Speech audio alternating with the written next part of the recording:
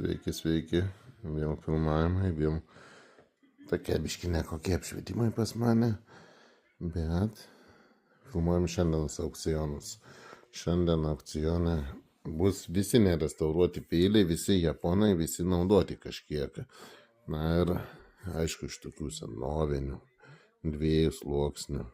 Nu, čia nėra baisu restauruoti, bet iškart sakau, kas laimėsit, negalėsiu šį kartą restauruoti, neįgalasti šitų peilių, nes turiu labai daug savo reikalų, plus dar restauruoti turiu nemažai, tai nieko aš neparysiu jais, iškart sakau, statykit, laimėkit jau tie žmonės, kurie patys norit pasižaisti.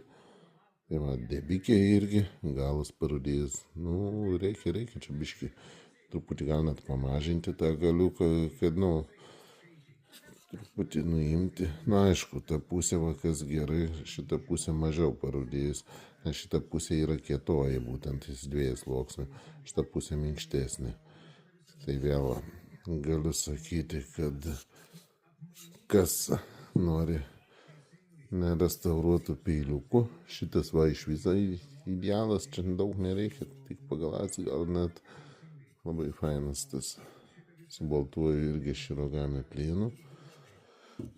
Matos akivaizdžiai irgi čia, kur jau neparudėjo, skiriasi plenai, kaip šitas geras, šitas nieko daug nereikia, rankina viskas, biškiutį rankina, va, kažkur pakepusi, o šiaip viskas super.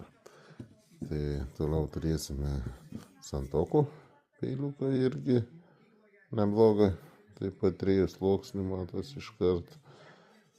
Na, tokias dar galiu pagaląs, sakykime, šitą, bet su šitais, neturėsiu aš tiek laiko, jau čia po valandą reikia duoti jam glandantį. Ir turėsim guito formos, tokį labai lengvą peiliuką, fainas, lengvas, tiesiog biškai aišku, nustarinė viskas, bet, smagus labai dirbti, žiauriai šitas tai smagus bus, toks planiukas, lengvutis. Na ir va, šitą galite laimėti. Tai va, statykit, laimėkit, įsigykit, pabandykit patys kažką sukurti. Čia aišku daug nereikia, o čia jau biškai reikės darbuką įdėti. Sėkmės, bičiuliai, iki.